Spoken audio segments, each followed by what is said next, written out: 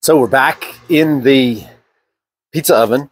It's finally warmed up enough outside that I can begin putting in layers of cement, which I want to do in here to fix up the inside of this. Two goals. One, to stabilize the inside.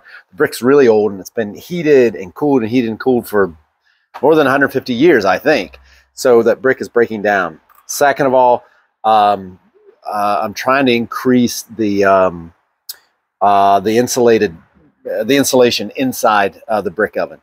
So the thermal conductivity of the top of the oven is way too high. When you get a fire going in here and you go out and touch the top of this oven, it is really hot. So that means we're losing gobs and gobs of heat.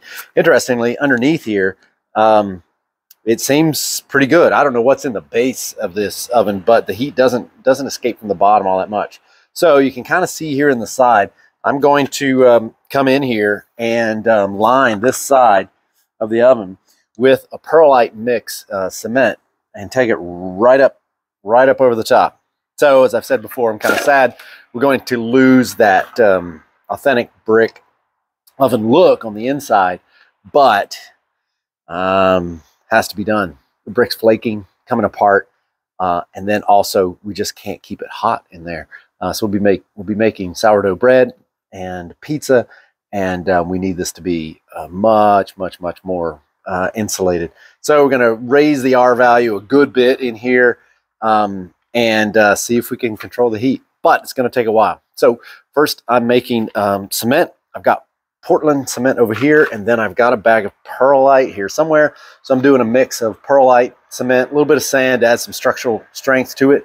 And what that's going to give me is a very lightweight but insulating concrete. Doesn't have to do a lot of work, so it doesn't have to have an enormous compressive strength. So that works well in this application. And then it'll be smooth and nice in there, hopefully, and hopefully it'll just work. So I'm going to get going on the near side and start working my way in. At some point, I'm going to have to climb in there and do the sides. I'm hoping I can build it from the side up and just have it all sit on top of itself until we get up here high. And then, yeah, we'll see. I don't know if I'm going to need a form to help press it into the top.